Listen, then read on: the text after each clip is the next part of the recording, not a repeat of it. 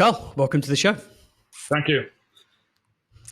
Trust me, the pleasure is all mine. If it's okay with you, I just want to give a quick summary of Supermetrics and how you've grown over the last 10 years, and feel free to correct me at any point. But the quick lowdown is that in 2009, you were doing reporting for a gaming company where you were manually copying and pasting into Excel, and it was kind of taking time away from actually doing the data analysis.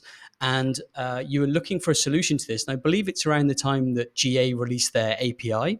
And after a search, you found in a forum that the product manager, Nick Mihailovsky, the product manager at Google Data Studio, had said the first person that can integrate the Google Analytics API with Excel will get a t-shirt. So you took advantage of this, you solved the problem, you posted in the forum, you got the t-shirt, which was great because you also solved your own problem as well. But more importantly, they then blogged about it, which gave you some level of exposure, which was enough to kind of inspire you to go and quit your job and kind of look at this full time. But I believe you were working solo for a number of years, and it was in jumping ahead a few years to 2013, you converted it to a real company. In 2015, I know that your revenue was around 500K. And I think at that point where you really started to grow a little bit more rapidly because of the introduction to the Google Sheets add-on. You built an add-on for Google Sheets, which really accelerated the growth, and we can talk about that. In 2016, you did 1.3 million in revenue. 2017, you raised capital and you did 2.2 million. 2018, you almost 300%. You did 6.2 million. 2019, I don't have the collected revenue, but I believe you were at 20 million ARR. And then in 2020, this year, your website says that you're at 25 million ARR, and you also completed another round for 40 million. You have 14,000 customers, 3 offices, and you 10% of the global online ad spend is reported through Supermetrics. So there's like a 10-year snapshot of Supermetrics. Does that sound accurate? Yeah, that's accurate. And right now we are at 29 million, fast approaching 30 million in recurring revenue, annual recurring revenue in euros. Great. So that's where we are. No problem. And maybe for the small number of people in that aren't familiar with Supermetrics, maybe you can explain exactly the problem that Supermetrics is solving, and maybe you can give 1 or 2 use cases so people can understand. Sure. So the problem we are solving is the fragmentation of marketing data. So there are so many different marketing platforms that are in use.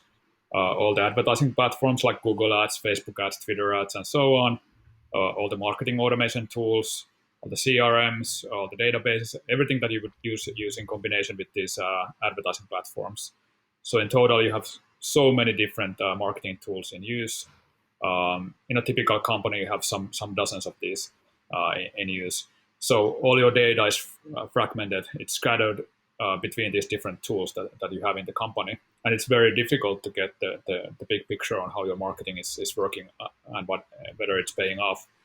So how do you get that big picture? You typically, companies still have some kind of manual process going on. So usually we are still replacing a manual process. So they are downloading CSV files and merging them, or they're copy-pasting data, or they are just going through each of these UIs separately to look at the performance separately, or they have some, in-house scripts that are unreliable for the purpose.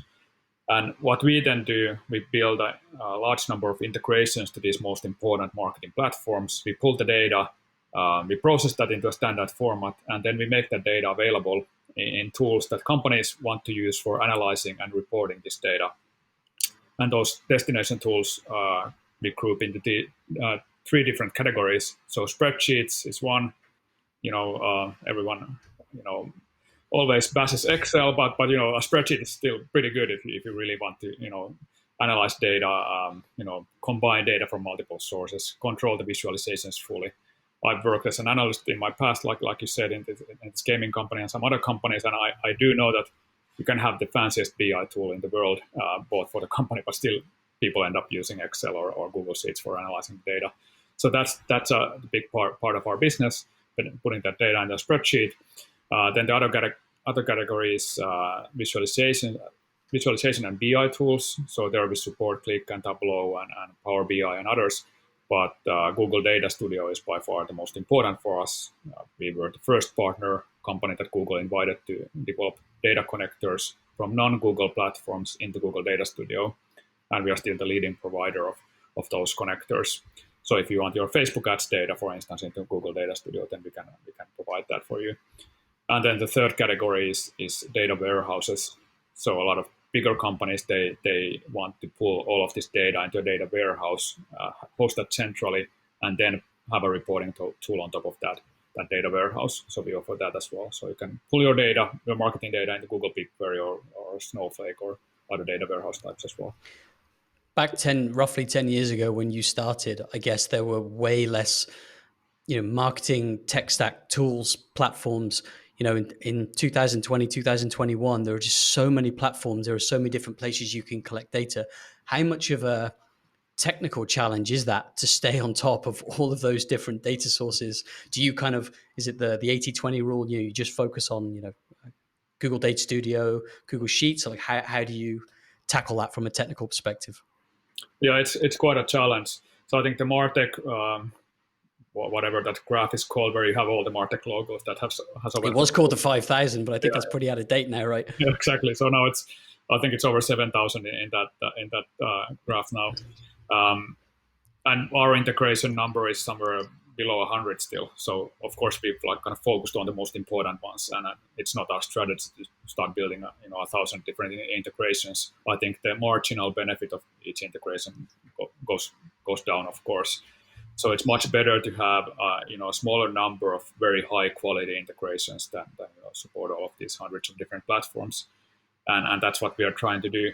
So we are more focusing on quality than quantity. Of course, that said, we still need to increase the number as well. So we have a very large client base. There are a lot of different sources that the clients are asking us to build that we don't yet support. So we are constantly building new ones as well. Yeah. But just the work in maintaining the existing ones, that's also a huge task because these platforms are constantly expanding. Our user base is expanding, and that's also it's putting a load on the integrations we have. So we need to be improving those as well constantly. Yeah. How did you do that in the beginning? Because correct me if I'm wrong, you're not a developer, or you certainly weren't when you started the company, no? Yeah, that's correct. I don't have a background in tech. So you worked solo for a number of years, which I'm kind of interested to understand as well. But how in those early days did you, even though it was a side project, how did you approach that when you're not a developer? Yeah, I did actually the first 5 years alone, so 2010 to 15. And I don't have a tech background, but I learned gradually. So I started from very small base. I just had this small script fetching Google Analytics data into Excel, and then I built a small UI for that script, so it's easier to use that script, and then I put that online, and immediately there was demand for that. So people started paying for that, and then I started gathering a client base, and then they were asking, can I add AdWords on top of that? So then the second integration was AdWords, and then when I had that, then people were asking, well, can I do Bing ads as well? And then I added that, and so it went like gradually. But I think in 2015, when I hired the first employee, I had maybe 5 integrations. So the product hadn't expanded that much still at that point. But in hindsight, do you think that was a bit a mistake? Do you think looking back, you would have been better to be a bit more aggressive in those early years to capitalize on the opportunity? Yeah, I think so. We could probably own the market like fully, like all of the competitors' market share as well. If I had just been a bit braver in the beginning, but I didn't have a business background. I didn't have tech background. I didn't really have much ambition for this thing in the early years. So my ambition was I don't need to put an alarm clock to wake me up in the morning. So that was good enough for me. I can work freely from home and do be my own boss, and that's kind of it. And I never thought it's going to be a growth company, but and for a long time, even though I've seen kind of a steady growth at some level, it wasn't fast growth in the beginning, but still it was quite steady. Business was doing nicely, but all the time I was not really fully believing that it's going to be something. I was like, okay, well, very soon Google will do something, or some big competitor will come on, and this is going to go away. So I was not really trusting that it's going to Yeah. become anything big. Yeah, that makes sense. And what is your relationship like with Google? I watched you on a video talking with, I think, the Google Data Studio team. How is your relationship with them now, and how has it changed over the years? Yeah, so the company started from this T-shirt story that you mentioned, and I've had a good relationship with the Google teams since that time, and now we of course talk with many different teams inside Google. But the Google Analytics slash Data Studio team is the most important for us, and with them we have a pretty tight relationship. Whenever they are planning something new, we often get they notify us quite early on, and then we give feedback on what they are doing. We try to help them out to improve their plans, obviously, and then of course we get also value because then we get to try things out before they are released. How do you feel now? Do you still feel like it's a threat that Google may come out with a similar product, or are you a bit more relaxed on that now? Yeah, I don't think I fear Google that much, really. So Yeah. no, not really. Like I think they made a decision with well, both Google Sheets and Google Data Studio that they are not going to build the integrations to all of the competing platforms like Facebook, but they rather have other companies like us who specialize in doing these kind of integrations do that job for them, and then the competition between us and our competitors, that ensures that there's also high quality and a lot of different kind of integrations available to their users. Yeah. So in 2000, when you first started 2015, you said the growth was quite slow, and you were more, yeah, you had doubts whether this could be a huge scalable company. Was it in 2015 when you released the add-on in Google Sheets? Was that when things really took off? Maybe you can explain how that kind of manifested. Yeah, so until 2014, I only had the Excel product, and I was doing pretty okay, but it was not a huge growth business. Um, and then 2014, the Google Sheets team contacted me and asked if I want to do a Google Sheets add-on as well. As I had like some name already from the Excel circles, and then initially I actually said no to them. I figured that no one's going to pay for a Google Sheets add-on because Google Sheets is typically used for free. But then they convinced me to develop this add-on. So I did, and that really then was an immediate success when that add-on gallery was released in early 2014. And initially, I didn't feel the add-on was like fully featured yet. So for the first 10 months or something, I had it fully free, so I didn't charge anything for that. And I only started charging, I think, in December 2014. So 2015 was actually then when the revenue impact from that success started coming in. And then it was immediately very, very rapid growth for in revenue, and I started hiring people. Then I saw that the MRR was 30,000 at that moment. So in early 2015, and I figured that now it's there's enough buffer that I can quite safely hire the first person. So I hired a developer to help me out, and then the MRR, the revenue just kept growing, and I kept hiring them. After the psychological hurdle of hiring the first person, it wasn't that tough anymore to hire more. Can I ask about that? Because that's something that struck me in my research. You worked solo for so many years, and was it a mindset thing? Was it because you weren't really thinking about, explosive growth? You were just more concerned about, not having an alarm clock every day. Like, what was it like in 2015 where you suddenly realized, oh, hang on a minute, that there's really something in this? How much of a psychological switch was it to then think, okay, I now need to hire, I need to rely on other people, I need to scale up? Like, what was that like?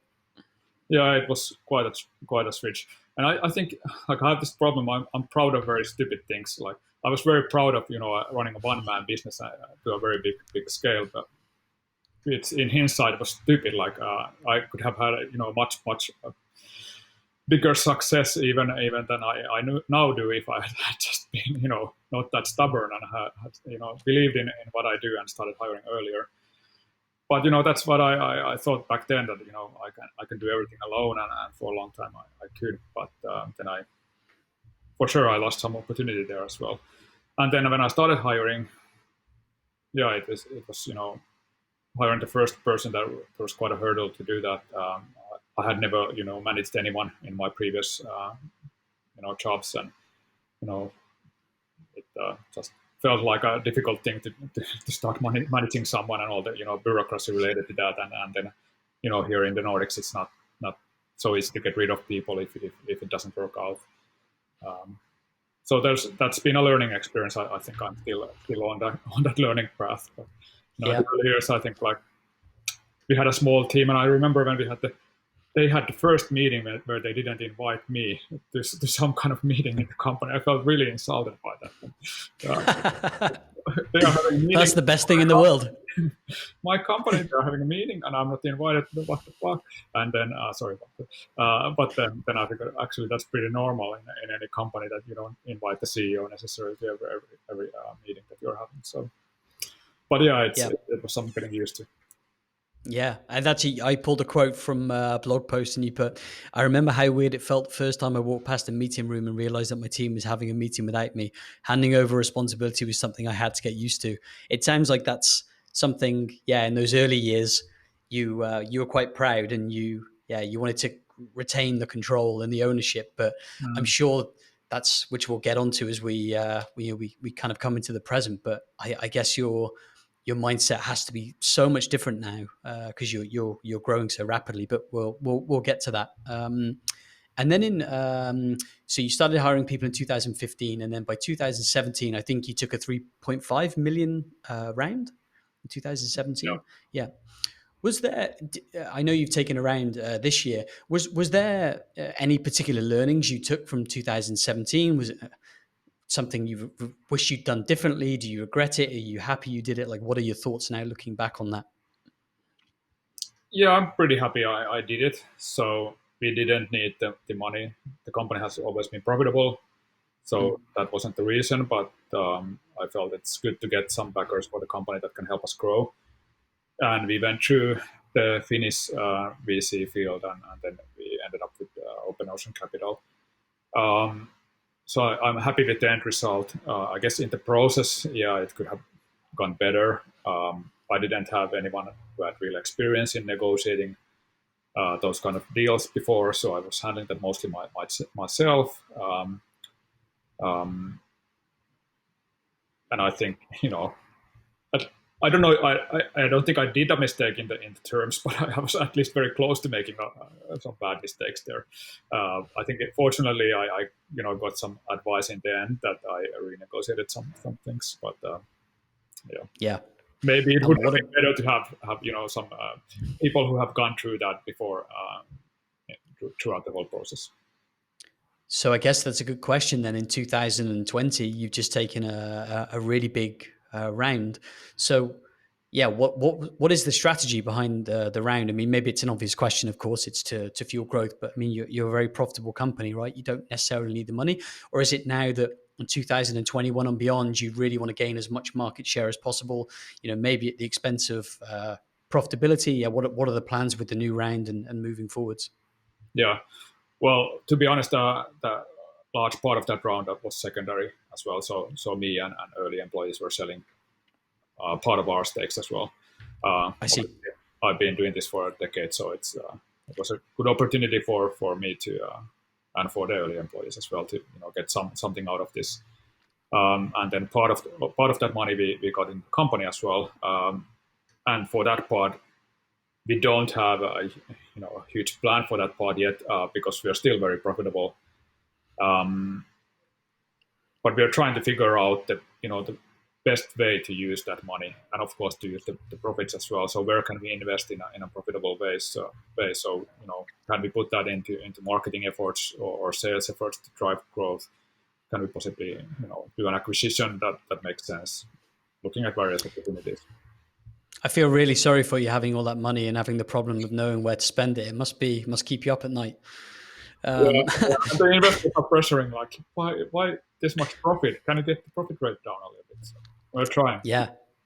That's actually a really interesting question. So how much having that investment round, how much does that influence you now day to day? Because I guess they are there, they want a return on their money, right? So Mm. yeah, that must put the pressure on you to fuel that into growth as much as possible. So what are your plans to approach growth in 2021? Yeah, of course, there's pressure put on us to grow. Um, though I do still control the company, so I think in a formal way they can't really Yeah, dictate anything to us. But um, of course, after taking that money, there's I think obligation to try to drive growth as much as possible and good results for them as well as of course to our own team as well. So we are driving as much growth as possible in the next year, and also we are willing to sacrifice on the profit margin to do that, as the yeah. investors are hoping us to do, obviously. Yeah, of course. Have you seen with COVID? Have you seen a deacceleration in the growth, or is it continued at a similar rate? Well, we had before COVID, the start of the year was really, really good growth for us. So Hmm. January and February were the best months we've ever seen, like really, really awesome. And then COVID hit, and we had, you know, March and April, they were not that great, obviously, like Yeah. from mid March onward. So there we had, I think, 2 weeks of negative revenue growth. Hmm. But then we got back to growth track. Obviously, not as fast as we had before COVID. So not back to that spectacular rate that we had in the earlier, but still all right growth. And actually, November was then the first triple-digit year-on-year growth month we've had since COVID started. So now we are back at Yeah. a very, very good growth pace again. Yeah. So I guess the net result of COVID is if COVID hadn't have been here, you would have grown a lot more. Yeah. But still, you're in a very positive position. I guess some of the products you offer are maybe for some companies are non-essential. Maybe that's one of the reasons, when companies are staring down the barrel of COVID and they're looking to chop expenses. I guess maybe some of the products you offer them, yeah, non-essential, and that's why, yeah, maybe they cut those expenses. Yeah, I've obviously saw some churn. We have, obviously clients also in the travel industry and, some other industries that are badly affected. And there were clients that were going under or very close to that. And those clients we lost. Then in other industries, we didn't really see churn because typically the cost of our tool is still very, very minimal compared to any online advertising budget that a company would have. Yeah, So it's for not sure. really a sizable part of that at all. So even if they take the online advertising budget down to even like 50% or whatever level, they still need to have some kind of tool for reporting and analyzing that data typically. So we were not Yeah, that much churn in other segments, and then that's why we got back to growth quite fast. yeah. How do you think about your position in the market? Yeah, where do you position yourself? And I guess that hasn't really changed since COVID. So yeah. What are your thoughts on positioning? Yeah, I think we are kind of interestingly we're kind of in the middle of the market. So we do have low end competitors, cheaper, lower quality competitors, and we do have kind of also fully enterprise sales driven, much higher ACV, like at least 10x ACV competitors too. So we are there in the middle. And maybe our own product offering is kind of having a dual kind of, well, we have a dual offering as well. So we have the spreadsheet add-ons, the Google Data Studio connectors that are, rather affordable.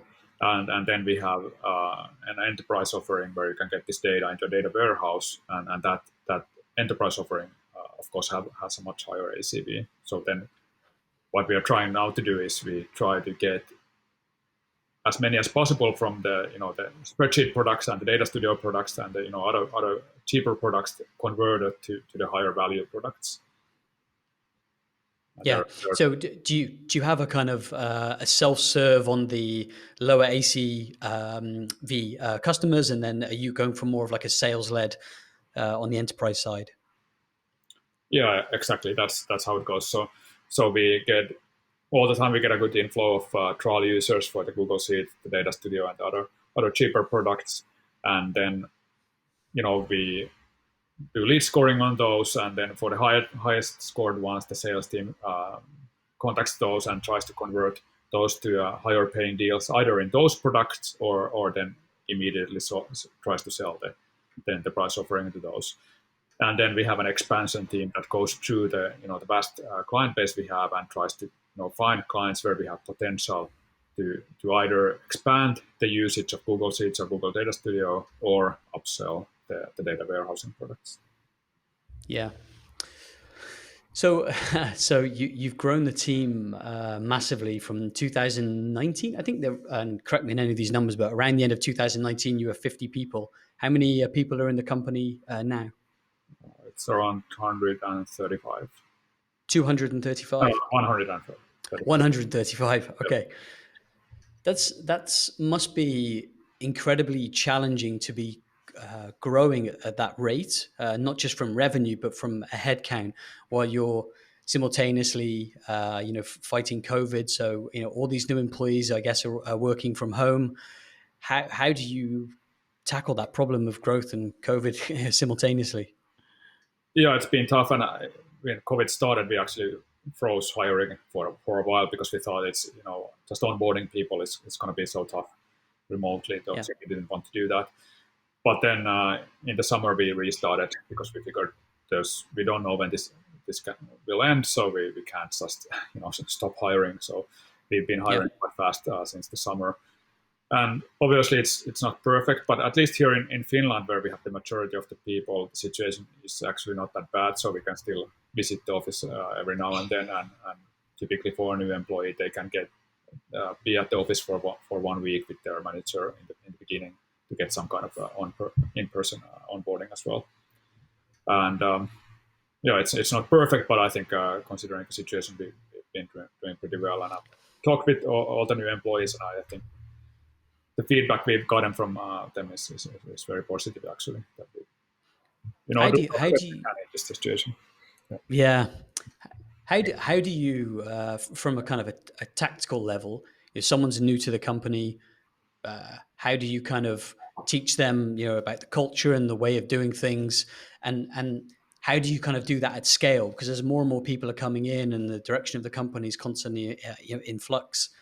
Yeah, how do you communicate that from a top down? Do you have,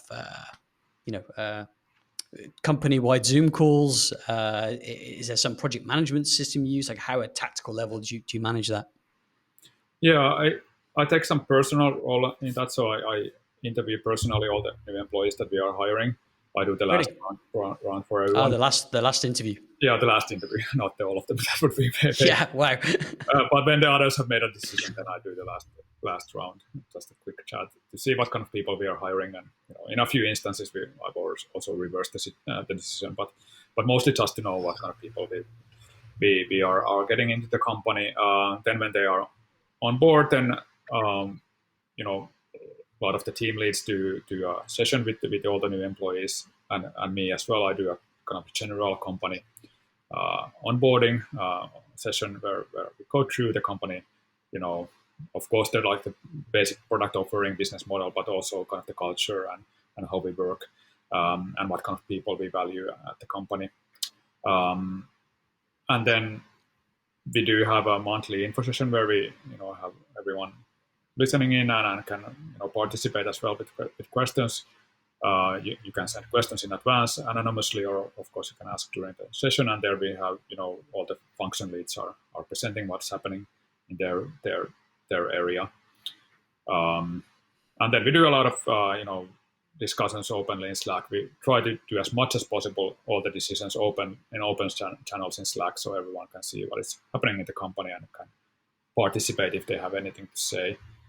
And we also try to have as much fun content in Slack as possible, like posting a lot of stuff in random and things like that. Yeah. What do you guys do from a fun perspective? Because now we can't have the beers on a Friday, or the lunches together. Like, what have you guys done to try and infuse a bit of fun into Supermetrics? Yeah, so we when COVID started, we actually had these beers remotely for some time. I don't think we have that anymore. Maybe that wasn't such a huge success in the end, or I don't know why we stopped arranging that. Uh, then we try to have like a kind of team meets, either in person. We can still do that to some extent here in Finland, or then remotely, to just chat and see how everyone is doing. Yeah, that's probably, and then we have this donut app where you can have random pairings of people inside Slack. You probably know about that, but that's also a good way to talk with people you don't usually talk to, like you would. I heard Finnish people are the happiest people in the world. Would you say that's fair? That's what I read anyway. I don't know how true that is. Well, I don't think any Finn would admit to that. We are very humble. So. Very humble people. Also, coffee. Wrong with the research, maybe. Okay. Where do you always to this kind of result? Okay. We didn't take this into account and stuff like that. Where do you spend most of your time? You're the CEO, right? So yeah, what takes up the majority of the time? Yeah, I think product. So of course I developed the early product myself, and I have a keen interest in the product still, and I'm very much into the details of the product still. So a lot of meetings going through what is happening in the product, how we are planning to do things there, which direction we are developing and prioritizing. That's for sure the biggest area. Of course, listening to client feedback, trying to find problems in the product. I also do development still myself. I'm not a coder by background, like I said, but I love to do it. So I try to dedicate some of my time still to coding.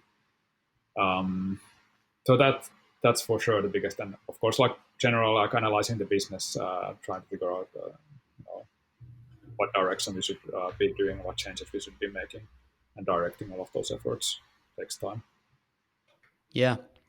What do you think about the future of data management? This must be something you think about a lot. And we spoke about being so many different tech platforms. There's thousands of these different platforms. Yeah. What do you think about how we'll manage data in the next 3, 4, 5 years and beyond? And do you see Supermetrics being a big part of that?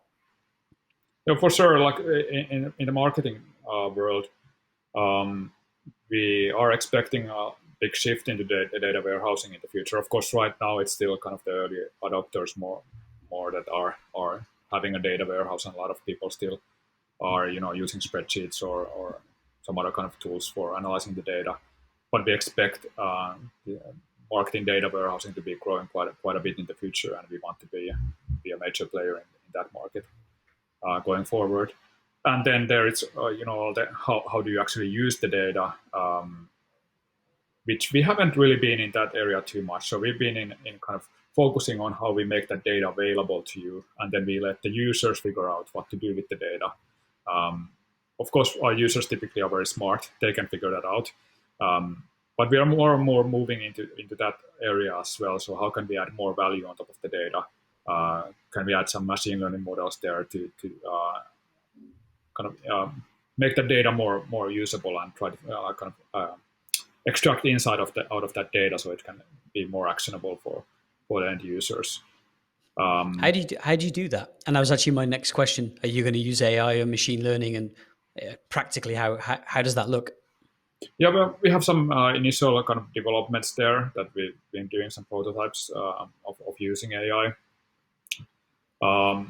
So I think first steps there would be to analyze. We have a huge amount of data going through the system. So can we, analyze, for instance, the text data that is going through our system to analyze sentiment on there, kind of categorize the text data, talking about social media posts, for instance, or advertising copy, to see what kind of content produces better performance. And of course, image analysis we can do as well. Advertising images, social media images, to see what kind of images drive better performance. So I guess basically it's just because you're in a unique position where you get access to all of this data. Like, Google doesn't have so much access to Facebook data, for example, because you're this middleman. It's how can we make sense of this and provide something tangible to the end user that they can then action, right? Yeah. Yeah, exactly. And I think there are not many companies probably in the world who have access to as good cross-platform marketing data set than we do. Yeah. But how does that look in terms of the product? So let's assuming you have this data, you have these insights. Does that mean that you'll be then releasing new products that leverage that data, or how do you see that looking?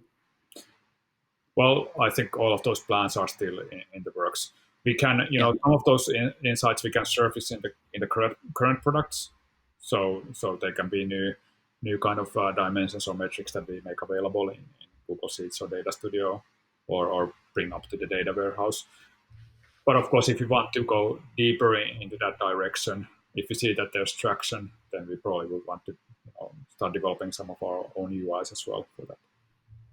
Yeah.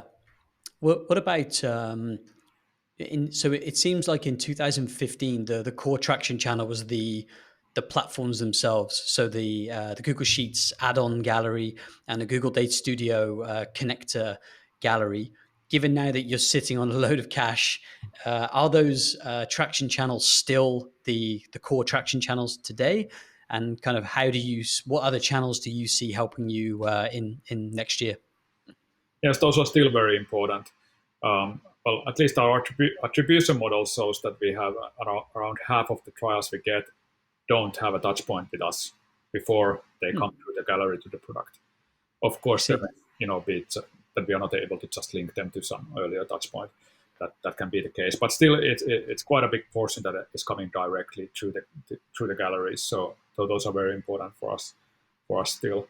What other things have been important on the marketing side is the content we provide. So we have a really good content operation. We produce a lot of content, and that content is very well read, and and they also do a lot of got good organic social to promote that content. I think we are very visible, especially in LinkedIn. We do a lot of promotion there, and we do a pretty good influencer and affiliate marketing as well. So those have been good channels for us. Yeah. Maybe on the Do you guys? pay, yeah. That was my next question on the paid side. Yeah. So that we have been doing paid for several years now, and we got some level of trial users through that.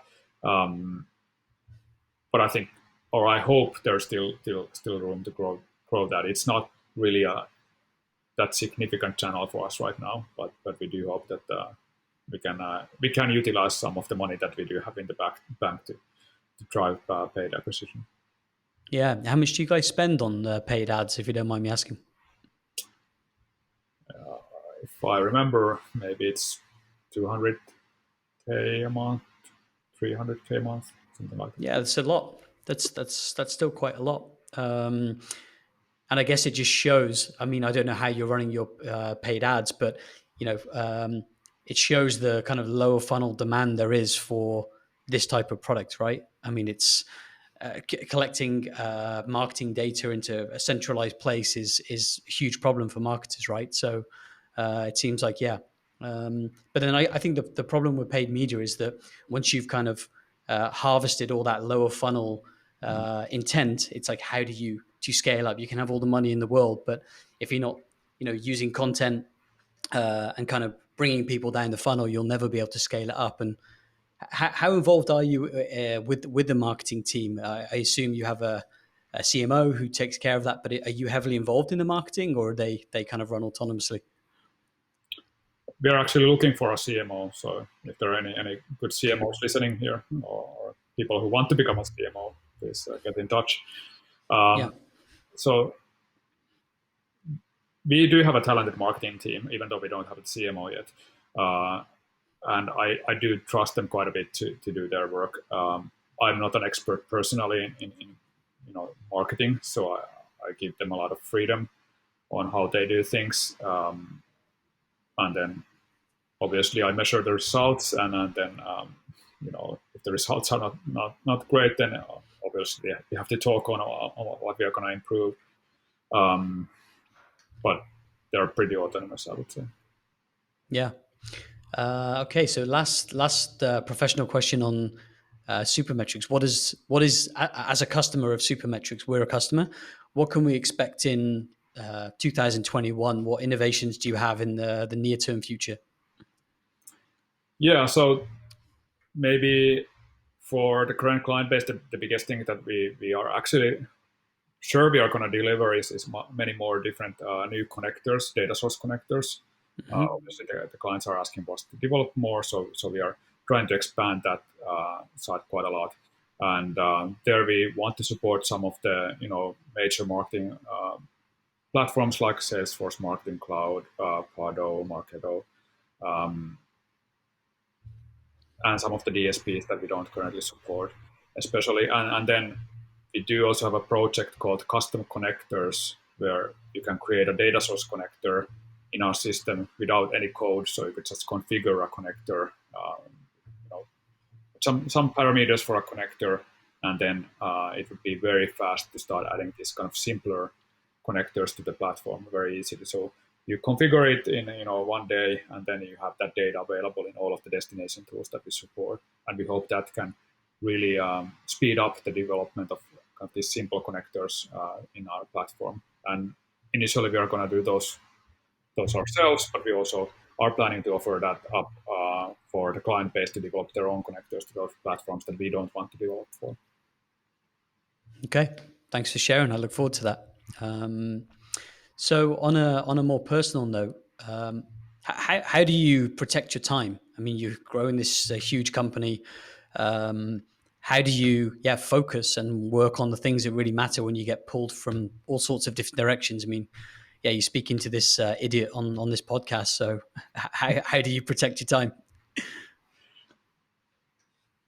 I don't think I'm the best in time management. Actually, I'm very like going after things that I like to do, which is probably not the best approach. And then things that I see the deadline is coming tomorrow and I need to do something. So that's maybe the approach I often take. I try to delegate. Obviously, I for a long time I was very like kind of slow in hiring people to really help me out, but I've been doing that lately and trying to get to delegate the stuff that where I know that I don't have enough time, or maybe I'm not the best person to do some of the stuff I was doing, and trying to get rid of those parts and then focus on where I think I can add most value.